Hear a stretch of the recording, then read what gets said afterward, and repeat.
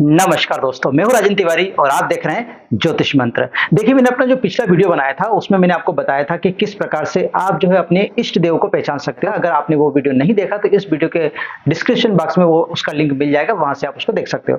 आज इस वीडियो में हम बात करने वाले हैं कि किस प्रकार से आप अपने मुख्य ग्रह को पहचान सकते हो, वो भी कुछ तरीके में आपको बताऊंगा। कुछ कुल मिला के 4 विधि आपको बताऊंगा जिससे आप अपना मुख्य ग्रह पहचान सकते हो।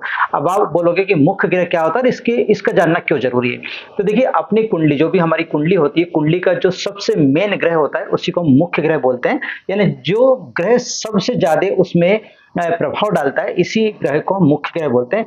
और अगर आप अपना मुख्य ग्रह जानते हो और आपने अपने मुख्य ग्रह को अगर बलवान बना लिया या अपने फेवर में कर लिया, तो आपको फिर किसी भी दूसरे ग्रह की जरूरत नहीं पड़ती। कोई भी ग्रह अगर कैसा भी होगा, लेकिन अगर मुख्य ग्रह आपके साथ होगा, आप बली होगा या आपके फेवर में होगा, तो हमेशा वो आपकी सहायता ही करेगा और सारी परेशानियों से आपको निजात दिलवा सकता है। इसलिए मुख्य ग्रह का जानना और उसका अच्छा होना, आपके अनुकूल होना, ये काम बहुत जरूरी है। तो आज मैं आपको बताने वाला हूं कि किस प्रकार से आप अपना मुख्य ग्रह जान सकते हैं। तो अगर आप भी सब कुछ जानना चाहते हैं तो वीडियो को अंत तक जरूर देखिए। अगर वीडियो पसंद आए तो लाइक और शेयर कीजिए और हमारे चैनल को सब्सक्राइब करना ना भूलें। तो चलिए शुरू करते हैं। देखिए, जैसा कि मैंने बताया कि एक से ज्यादा विधियां हैं मुख्य ग्रह जानने की।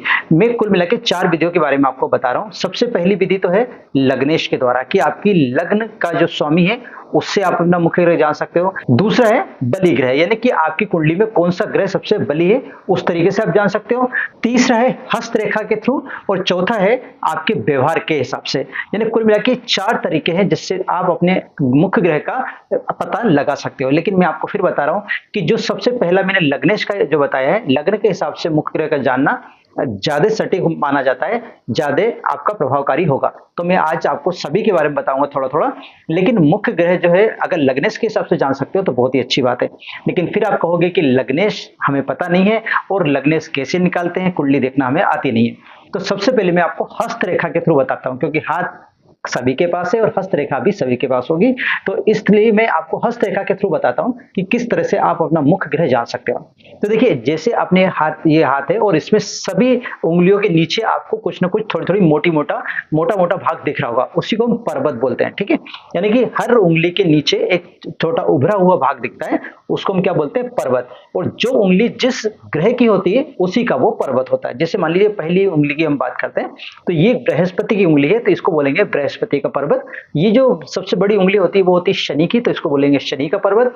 ये होती है सूर्य की, तो इसको बोलेंगे सूर्य का पर्वत। इसी प्रकार से ये सबसे जो छोटी उंगली होती है वो होती है बुध की, तो इसको बोल देंगे बुध पर्वत। इसके बाद ये जो पार्ट है हथेली का, ये जो वाला पार्ट है वो होता है मंगल का, तो इसको मंगल पर्वत बोलेंगे। ये जो पार्ट है उसको बोलते हैं चंद्र का हिस्सा है ये, तो चंद्र पर्वत बोलेंगे। और ये जो अंगूठी के नीचे वाला भाग है इसको बोलते हैं हम शुक्र का एरिया, मतलब शुक्र का पर्वत। कुल मिला के 7 ग्रह का पर्वत है और हमारे 7 ही ग्रह होते हैं। अब यहाँ पे आपको मैं बताना चाहता हूँ, जिस ग्रह का पर्वत आपको उठा हुआ दिखाई दे, सबसे ज्यादा उठा हुआ, यानी कि हो सकता है बृहस्पति का पर्वत उठा हुआ हो या इसका पर्वत मतलब इसके नीचे का जो हिस्सा है अगर वो थोड़ा उभरा हुआ आपको लगे, आप क्या कर सकते हैं, आंख बंद करके और यहाँ पे ऐसे उंगली घुमाएंगे। इस प्रकार से आंख बंद करके अगर उंगली आप घुमाएंगे तो आपको आसानी से पता चल जाएगा किस पर्वत पे आपकी उंगली ज्यादा ऊंची जा रही है। जिस उंगली का पर्वत ज्यादा उभरा हुआ होगा वही ग्रह जो है आपका मुख्य ग्रह होगा। ये सबसे आसान तरीका है। जिसको कुंडली देखना नहीं आती है, कुछ भी नहीं आता, वो इस तरीके से पहचान सकते हैं। मैंने उंगलियों के बारे में पहले ही बता दिया आपको। पहली जो उंगली है जिसको इंडेक्स फिंगर बोलते हैं, हम तर्जनी बोलते हैं, इस उंगली को बृहस्पति का उंगली बोलते हैं और इसी का जो पर्वत है वो बृहस्पति का पर्वत हुआ। दूसरी उंगली जो बड़ी उंगली जिसको हम मिडिल फिंगर भी बोलते हैं, इसका जो पर्वत होता है उसको शनि पर्वत बोलते हैं, क्योंकि ये शनि की उंगली है।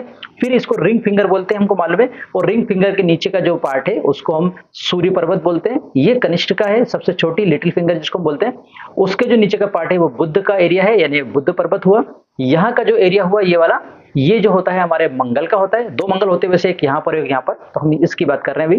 तो ये मंगल का पर्वत होता है। और ये जो होता है हथेली का, ये जो मोटा बहुत मोटा भाग जो होता है वो चंद्र का होता है, चंद्र पर्वत कहलाता है। और अंगूठे से नीचे वाला ये जो पूरा एरिया होता है इसको हम बोलते हैं शुक्र पर्वत। तो कुल मिला के ये 7 पर्वत मैंने आपको बता दिए। जो पर्वत ज्यादा उठा हुआ हो वही आपका मुख्य ग्रह हुआ। मान लीजिए इस उंगली के नीचे वाला पर्वत अगर उठा हुआ है तो इसका मतलब आपका मुख्य ग्रह बृहस्पति हुआ। मान लीजिए ये अंगूठे के नीचे वाला जो एरिया है वो आपका ज्यादा उठा हुआ है, इसका मतलब शुक्र ग्रह आपका मुख्य ग्रह हुआ। अब ये अलग बात है कि उसके अंदर क्रॉस कितने हैं, वो कैसा दिखाई दे रहा है, वो थुलथुला दिखाई दे रहा है, हार्ड दिखाई दे रहा है, उसके ऊपर कोई तिल तो नहीं, ये आगे की बात है। लेकिन मैंने पहले आपको ये बता दिया कि किस प्रकार से आप मुख्य ग्रह को पहचान सकते हैं। तो ये तो हो गया हस्तरेखा के हिसाब से मुख्य ग्रह की पहचान। अब मैं कुछ व्यावहारिक चीजें बता देता हूं। जैसे मान लीजिए कोई बहुत साहसी इंसान है, निडर है, किसी बात से डरता नहीं है, इसका मतलब मंगल उसका जो होता है वो मुख्य ग्रह होगा। मान लीजिए बुद्धि से बहुत तेज है, बुद्धिमान है, तो बृहस्पति या बुध उनका मुख्य ग्रह होगा। मान लीजिए बहुत अनुशासित है, अपना काम टाइम पे करता है, सब कुछ होता है, तो इस प्रकार का जो इंसान है उसका जो मुख्य ग्रह होगा वो शनि होगा। तो आप उनके आदतों से भी पता कर सकते हैं कि उनका जो मुख्य ग्रह है वो कौन सा होगा। आगे तीसरी जो विधि है वो है बली ग्रह, कि कौन सा ग्रह आपकी कुंडली में, पूरी कुंडली में कौन सा ग्रह बलवान है। वो भी बहुत सारी विधियों में उसको भी मेन माना जाता है, यानी कि उसी को मुख्य ग्रह माना जाता है। अब कैसे पता करोगे कि कोई ग्रह बलवान है या नहीं है? तो देखिए, अगर कोई ग्रह अपनी स्व राशि में है, आपको मालूम है स्व राशि कौन सी होती है, स्व राशि मतलब खुद की राशि में, अगर कोई ग्रह अपनी राशि में है, या कोई ग्रह अपनी मित्र की राशि में है, या कोई ग्रह अपनी उच्च राशि में है, या कोई ग्रह जो है अपने दिग्बल के कारण स्ट्रांग बना हुआ बैठा है, कोई ग्रह अगर केंद्र में है 1, 4, 7, 10 भाव में अगर बैठा हुआ है, तो इस प्रकार की जो चीजें होती है, इस प्रकार की जो स्थिति होती है, उसमें ग्रह बलवान होता है और उसी को आप मुख्य ग्रह मान सकते हैं। तो मैंने अभी आपको 3 विधियां बताई, जिस 3 विधियों के कारण, 3 विधियों से आप अपने मुख्य ग्रह की पहचान कर सकते हैं। अब बात आती है कुंडली की, कि कुंडली से किस प्रकार से पहचान सकते हैं, और आप इजीली तरीके से, बहुत ही आसान तरीके से आप पहचान जाओगे कि आपका मुख्य ग्रह कौन सा है। बस आपको एक कुंडली की जरूरत पड़ेगी, जो आपकी कुंडली आपके घर पे होगी। देखिए, अगर आपकी कुंडली के प्रथम भाव में, जैसे यहाँ पे आप देख रहे हैं मेरी कुंडली सामने खुली हुई है, इस कुंडली का जो प्रथम भाव है इसको बोलते हैं। बाकी सारे भाव यहाँ पे लिखे हुए, हमें बाकी के भाव से कोई मतलब नहीं है, हमें मतलब है सिर्फ प्रथम भाव यानी पहले भाव से, कि वहां पर क्या लिखा हुआ है। ठीक है, कौन सी नंबर, कौन सी गिनती वहां पे लिखी हुई है। तो मान लीजिए अगर आपके कुंडली में प्रथम भाव पे 1 लिखा हो, 1 लिखा हो, तो इसका मतलब है आपकी जो लग्न हुई वो मेष लग्न हुई, और मेष लग्न का जो स्वामी है वो मंगल है, अतः आपका जो मुख्य ग्रह हुआ वो मंगल हुआ। ठीक है, यह हो सकता है आपके प्रथम भाव में 2 लिखा हो। अगर 2 लिखा है तो आपका जो राशि हुई, यानी कि आपकी जो लग्न हुई वो हुई वृषभ या वृष लग्न हुई, और इसका जो स्वामी होता है वो शुक्र होता है। इसका मतलब शुक्र ग्रह आपका मुख्य ग्रह हुआ। ठीक है, हो सकता है कि यहाँ पे 2 की बजाय 3 लिखा हो। अगर 3 लिखा है तो आपकी जो लग्न हुई वो हुई मिथुन लग्न, और मिथुन लग्न का स्वामी जो होता है वो बुध होता है, अतः आपका जो मुख्य ग्रह हुआ वो बुध हुआ।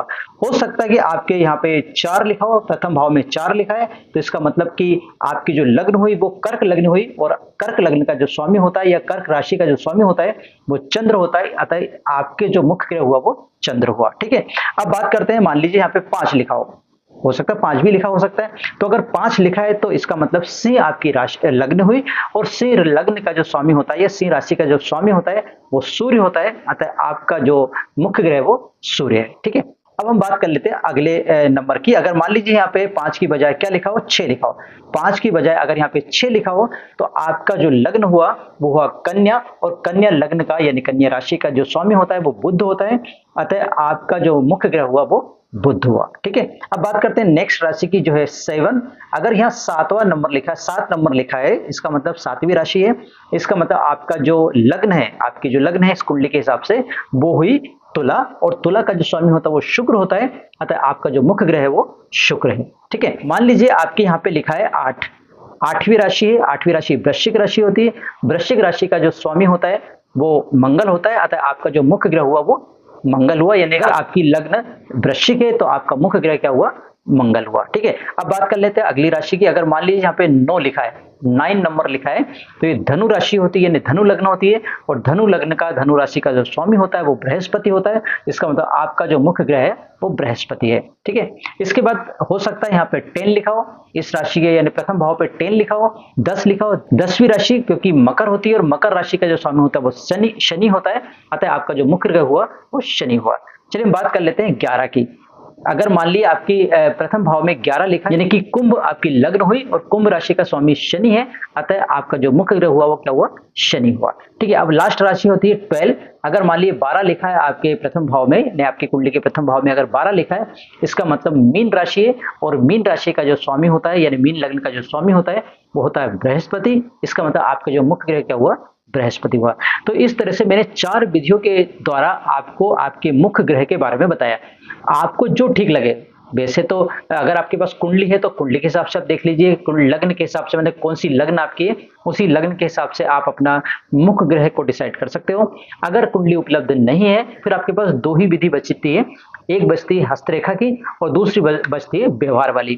तो व्यवहार वाली में भी कभी कभी कंफ्यूजन हो जाता है, क्योंकि हमको नहीं पता कि सामने वाला जो व्यवहार बता रहा है जैसा है वैसा ही व्यवहार उसका एक्चुअल में है या नहीं है। कभी कभी हम अपना खुद का व्यवहार भी नहीं पता कर पाते कि हम किस प्रकार के व्यक्ति हैं, कि हम गुस्सा ज्यादा करते हैं या हम, यानी कुल मिला के हम खुद ही कंफ्यूज रहते हैं कभी कभी कि हमारा व्यवहार किस टाइप का है। ठीक है, दूसरे लोग हमें बताते तुम इस प्रकार के हो। ठीक है, तो इसका भी मैं चाहता हूं कि इसको भी आप नजरअंदाज करें। अगर आपके पास ये तीनों चीज नहीं है तो आप हस्तरेखा तो सभी के पास होती है, हाथ की रेखाओं से आप अपने मुख्य ग्रह को बहुत आसानी से पहचान सकते हो। मैंने इसके पहले आपको बता चुका हूं, और मैं आपको एक बात और बता देना चाहता हूं कि मुख्य ग्रह को अगर आप साधते हो, साधने का मतलब ये है कि मुख्य ग्रह को अगर आप अपने फेवर में रखते हो तो मान लीजिए आपको बहुत फायदा होने वाला है, क्योंकि मुख्य ग्रह ही वो ग्रह है जो आपकी सारी परेशानियों को कवर कर सकता है, सारी परेशानियों को दूर कर सकता है। आशा करता हूं कि आपको ये वीडियो अच्छा लगा होगा। अगर वीडियो अच्छा लगा तो प्लीज लाइक कीजिए, शेयर कीजिए और हमारे चैनल को सब्सक्राइब करना ना भूलें। आज के लिए इतना ही, मिलते हैं नए विषय के साथ, तब तक आप एक मुझे दीजिए आज्ञा। जय हिंद।